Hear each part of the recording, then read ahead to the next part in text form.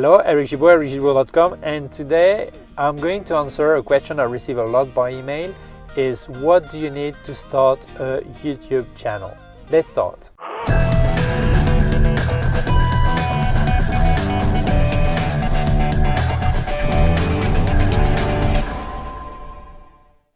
Well, many people contact me and they say, oh, what material do I need, what camera, what lens, what this, what that, I want to have a YouTube channel, what do I need to do? I see you have one. So there are many videos about this on the internet, so I thought for a long time not to do any video about this, but people still ask me, so I said, well, I'm going to speak about my experience.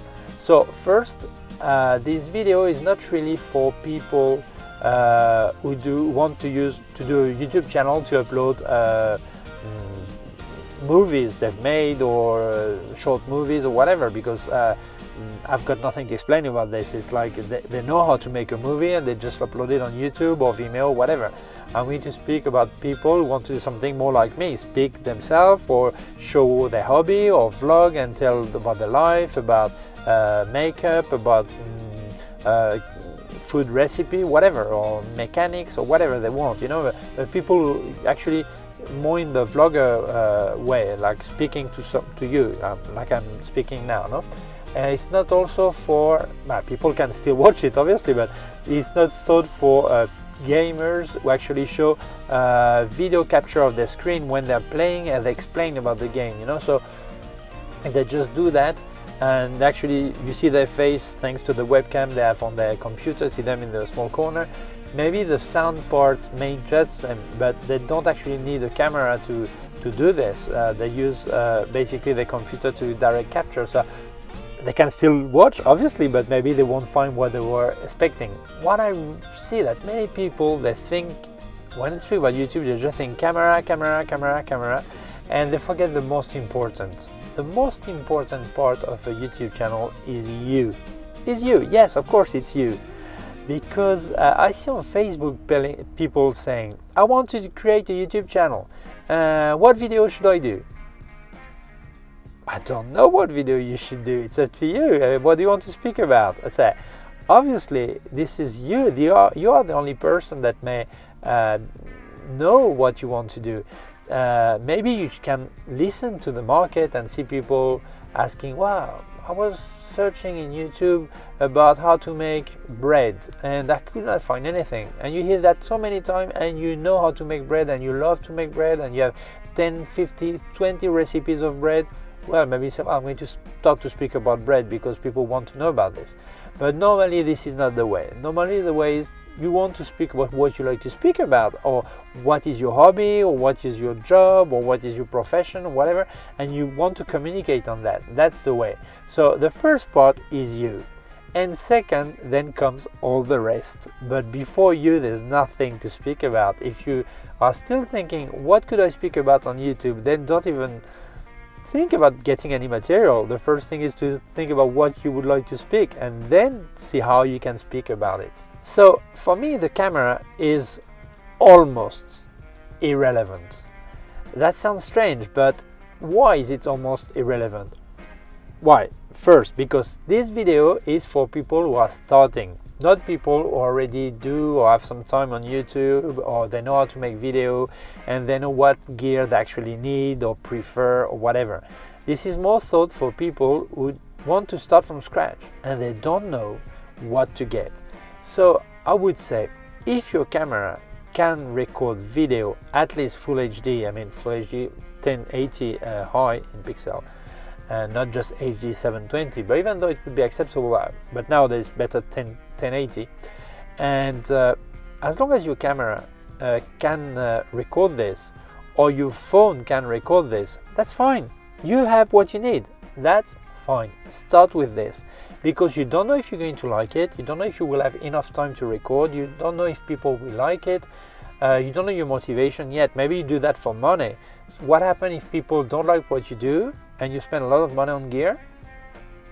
No, first, the content is key on YouTube. People like or don't like what you do, and the way it looks is not irrelevant. Obviously it helps, but it's not key. The important is you, so the camera is secondary. So if you already have a camera that can record video in full HD, use this camera. Whether it's a telephone, whether it's a camera, whether it's a mirrorless, a reflex, whatever camera it is, use this to start.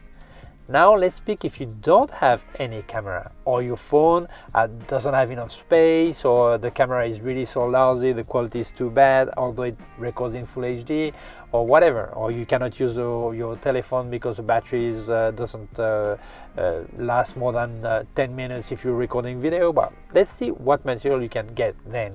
The first thing is, do you want to record and publish in 4K? Do you want to record in 4K and publish in 1080, or do you want to record and publish in 1080? That's the first question. So the good thing about 4K, this is the highest quality. But then maybe now there's only also 6K and 8K, but we'll keep normal, okay? 4K is the highest quality, it's crisp, it's nice, it's great, it's nice. But 80 or 90% of people cannot see 4K, basically because their internet connection is not good enough, or their computer cannot manage a file. So you're recording for many people that cannot see in 4K. This is why so many videos in YouTube are in full HD. The good thing about 4K is that if you record 4K and don't publish 4K, you can still publish in 1080 and you can actually crop and keep the quality. So if you don't have a long tele lens and you want to crop, you won't lose quality, as long as you do it within the possibilities, obviously. And other good thing is that maybe you record in 4K now and you publish in 1080, but maybe in a year or 2 years time you want to remaster your video and publish again everything in 4K, and you already have the take, you already took in the shot in 4K, so you have it. But I think this point is not too clear for me, because actually, except if it would be a documentary maybe, but everything on YouTube tends to disappear. Well, they're still there, but people want to see new things, so maybe they won't be interested in them remastered in 4K, you know. Anyway, if you want to do 1080, they're good, and if you want to do 4K, take into account also what your camera can do in 4K. If you want to do slow motion, maybe in 4K doesn't do slow motion, does it just in 1080. So you would record in 4K and then the 1080 for slow motion, then it's really mixed up when you're going to edit, you know. So then I think if you start, you've never done it before, you're just starting, do everything in 1080. Don't become crazy, do everything in 1080. This is my advice. Some people will say different, but I think for starting, 1080 is perfect, it's okay. Now I think it's important that you can see yourself when you record. So I would say a telephone is good, a smartphone, although they recommend to use the back camera instead of the front one. Use the front one as long as it does 1080 and you see yourself, but take into account you must look at the camera, not at the screen. If I look at the screen, see I'm not looking at you. If I look at the camera, yes, I'm looking at you, okay? So I look both, obviously. Sometimes I say, why isn't he looking at me? I'm looking at the screen, okay? So get used to that. If you use a camera, then it's better to have a flip or a swivel a screen so you can look at yourself. If you don't have this, you can maybe connect your telephone to your camera and use your telephone as a screen control, look at yourself, or add an extra screen on it. But we're gonna keep it simple. This is for starters, so we're not even going to speak about monitors, okay? We speak that you use that the screen can be, you can look at it, or connect your telephone and use it as a control monitor. That's two ways. So in this way you can even use a GoPro if you want, and you can connect it to your phone and you can control yourself how you look, okay? So what kind of camera? There are many cameras, many options, so it's hard to say. Right now the Canon M50 is liked by many people for vlogging, but there are not perfect vlogging cameras, because they tell you, oh, the ultimate vlogging camera, but then you don't have a microphone, external microphone connector, or you don't have many things, so it's hard to say. So I would say right now, don't worry too much, pay what's affordable. Don't get the top of the range camera if you don't know yet if you're going to like it, if you're going to keep doing videos. Start with something affordable, or you get yourself a new telephone or use the one you have. But if you're buying, you can get well, a GoPro, you can get the Canon M50, you can get a DJI Osmo Pocket. There are many options, so don't spend too much on that, don't worry. Second part, that for me is the most problematic part, which is the sound. the sound is the real problem. First, do not use the internal microphone of whatever you're using, whether it's a phone, whether it's a camera. Don't use the internal microphone because the quality is bad. Every time you touch a camera, you're going to hear it. Every time the zoom works, you can maybe hear it. That's problematic. The wind is a problem. You always need an external microphone. Here you have two options. One is a gun microphone. That's a stick, like a stick gun it's called, that goes in the flash socket and is very directional, so it takes the sound where it points to. If you move like this, the sound goes here, it doesn't get you. If you move like that, it doesn't get either, okay? And then on top for the wind, you need to put a dead cat, they call that, a wind screen, so it stops the wind, you don't hear too much noise. Huh? I don't like that kind of microphone because it does pick up more sound than I used them at the time, I didn't like them. I prefer to have a lapel microphone, which is one you actually get in here and you hear your sound. Many people don't like it. It's just a question of taste and trying. Let's say you use either one. If you use a lapel one, well, there are two kinds. The omnidirectional gets the sound I get here and all around, so it may pick some sound people next to you. And then you have directional, only me. If you have directional, if you move like this, then the sound you're not going to hear it well. If it's omnidirectional, you may get some sound, but take into account that the sound is like light. Every time you double the distance between the sound or the point of light, you divide its power by 4. It means that, here I've got 20 centimeters. If it was 40, the sound would be divided by 4. So it means that someone who passed by 2 meters away, you will hear what he says, but not as loud as you speak. So it's not so much of a problem, unless you need a perfect sound, nothing around, then you need to get in a sound studio, obviously.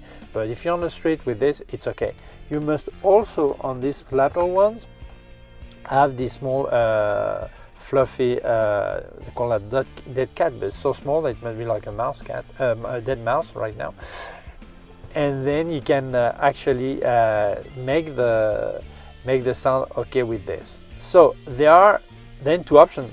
If your camera has a jack for connector for the sound, or your telephone for an external microphone, you can connect direct to it. But if it hasn't, then you have a problem because you need an external recorder. Or you use a telephone as a recorder and you just plug a mic that goes with that telephone and you use it as a recorder, but take care if someone calls, it may cut the record. Or anyway, even if no one calls, you should always be in plane mode when recording, close to, even if you're not using your telephone for recording, you should put in plane mode because it makes some interference very often. So it's always better to be in plane mode even if no one is calling you. Not cut the sound, I mean plain, so nothing, no external communication. And if you don't want to use that, or your telephone, or you don't have a phone, you don't want to use a phone, you need an external recorder. This is a Zoom H5.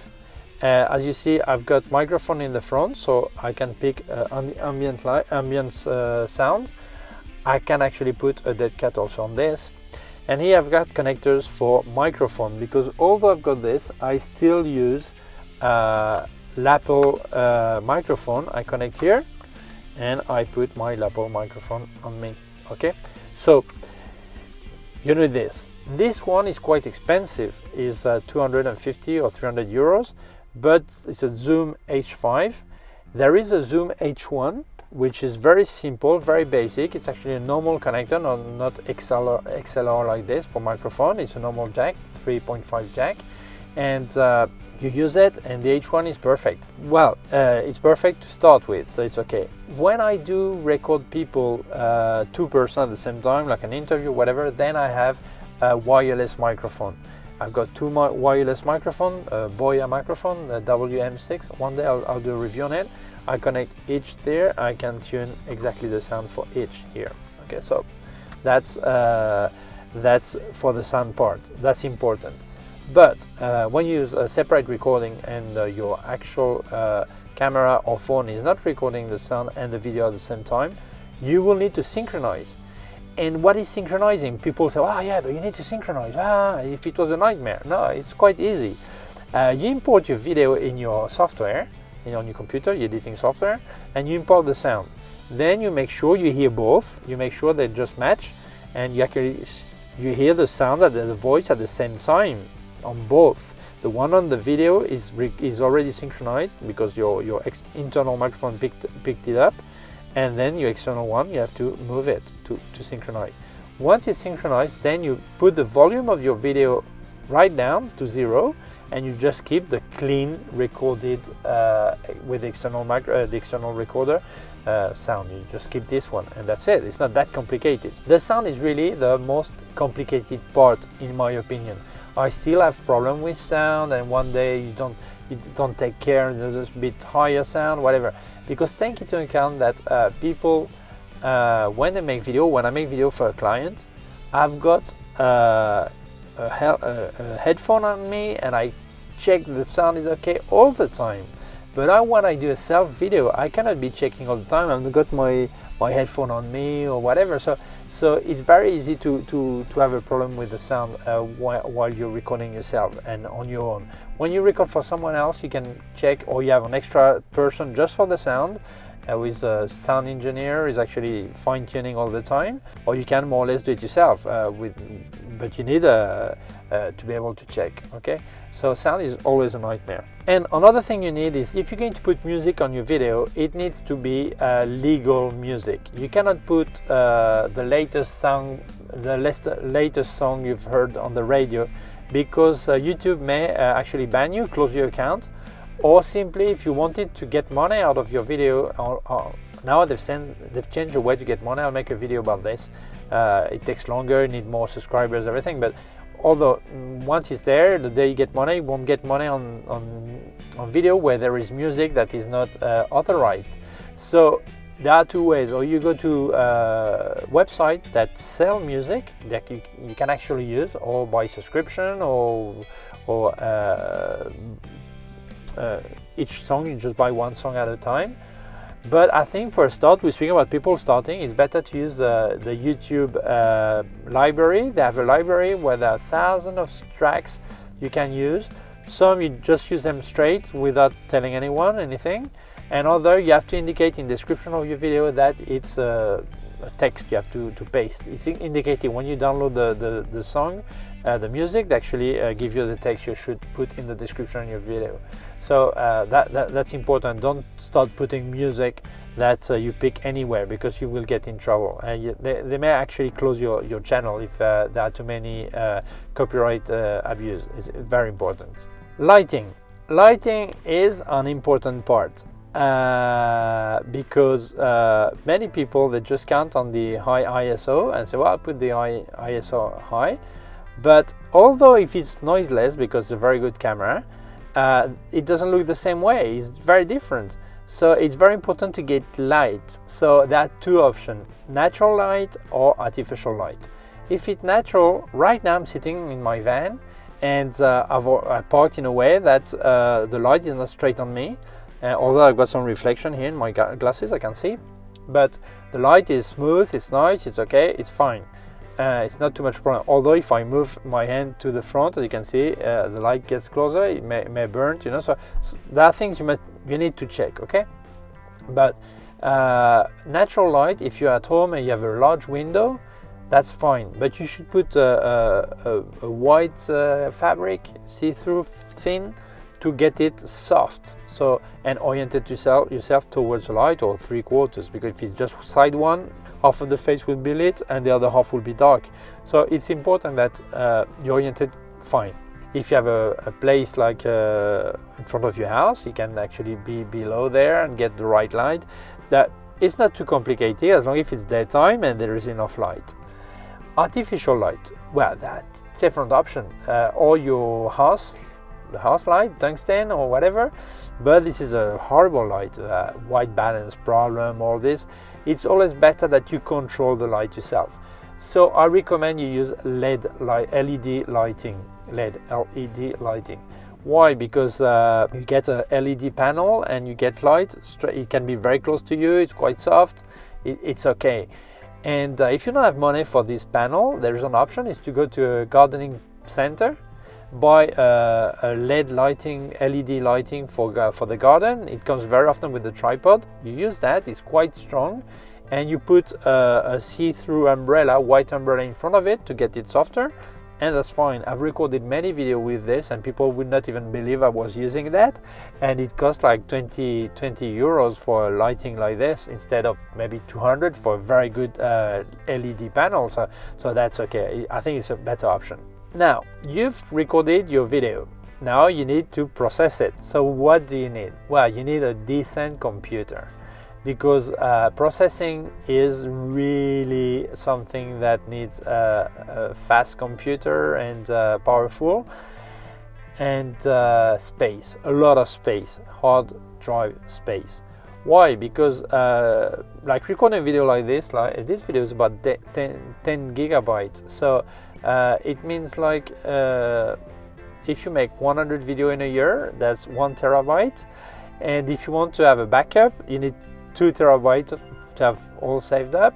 And this is the recorded part. Once it's edited, I publish it, it's another maybe from 10 gigabyte it goes down to maybe 1.5. So it means that I actually need again to